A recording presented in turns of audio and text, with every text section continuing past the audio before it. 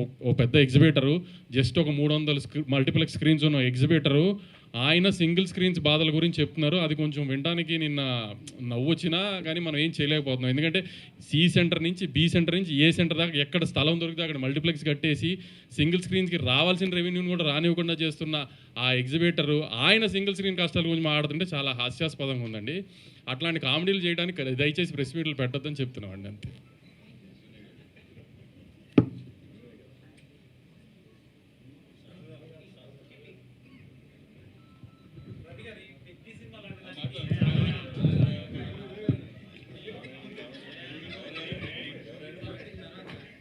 Good evening అండి.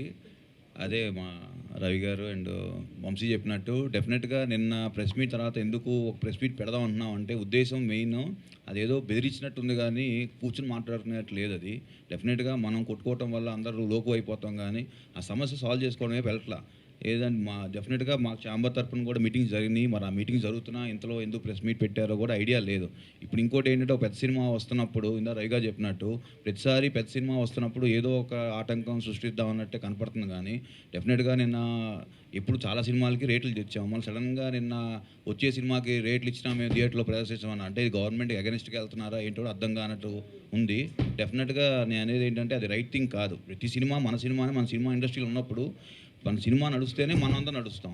So అది పక్కన పెట్టేసి ఒక్కొక్క సినిమాకి ఒక్కొక్క విధంగా చేయటం అనేది రైట్ కాదు. డెఫినెట్గా అందరు కూర్చుని మాట్లాడి వాట్ ఎవర్ డెసిషన్ మా కమిటీ ఏదో వేశారు అందరూ వాళ్ళ కమిటీ ఏదో కూర్చుని మాట్లాడుకుని డెసిషన్ తీసుకుంటే బాగుంటుంది. కానీ ఇలా ప్రెస్ మీట్ పెట్టేసి బెదిరించినట్టే ఉంది అయితే నిన్న జరిగింది. అయితే అదే నేను అనుకోవటం దట్ ఈస్ నాట్ రైట్.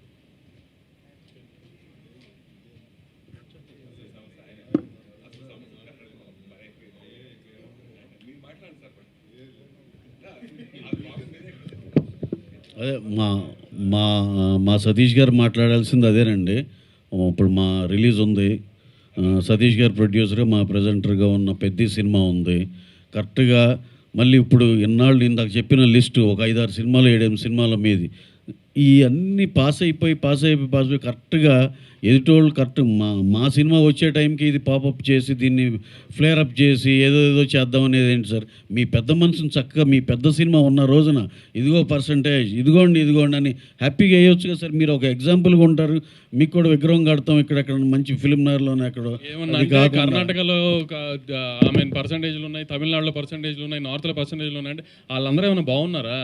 వాళ్ళు బాగాలేదనే కదా అందరూ బాధపడుతున్నారు. ఇప్పుడు కొంచెం ఎంతో కొంత బెటర్గా తెలుగు ఇండస్ట్రీ ఉంది. తెలుగు ఇండస్ట్రీలో ఫస్ట్ ఒక డిస్ట్రిబ్యూటర్ అనేవాడు ఉన్నాడు, ఒక ఎగ్జిబిటర్ అనేవాడు ఉన్నాడు. మేము ఎన్ఆర్ఐ బిజినెస్ చేస్తే మేము సినిమా అమ్మితే కొనడానికి ఒక డిస్ట్రిబ్యూటర్ ఉన్నాడు.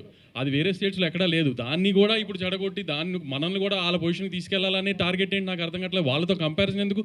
మనం వాళ్ళకంటే బెటర్ పొజిషన్లో ఉన్నప్పుడు ఇంకా బెటర్గా వెళ్ళడానికి ట్రై చేయాలి, కానీ మనం వెనక్కి వెళ్ళడానికి ట్రై చేస్తాం వాళ్ళ దగ్గరికి. అలాంటి అవసరం ఏం లేదు కదా. మనకి డిస్ట్రిబ్యూటర్ ఉన్నాడు, డిస్ట్రిబ్యూటర్ వచ్చి సినిమా కొంటున్నాడు. సో ఆ డిస్ట్రిబ్యూటర్కి ఏం కావాలో కూడా చూడాలి కదా. ఎగ్జిబిటర్లో ఎంత ఇంపార్టెంట్ డిస్ట్రిబ్యూటర్ కూడా అంతే ఇంపార్టెంట్ కదా. డిస్ట్రిబ్యూటర్ని చంపేసి ఎగ్జిబిటర్ని కాపాడాలంటాం, ఇదేం లాజిక్ నాకు అర్థం కావట్లేదు అసలు.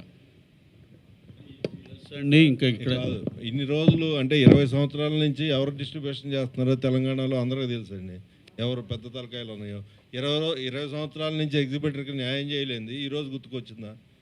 మొన్న సంక్రాంతి సినిమాకు కూడా టికెట్ల రేట్లు తెచ్చి మళ్ళీ వాళ్ళే కదా చేసింది.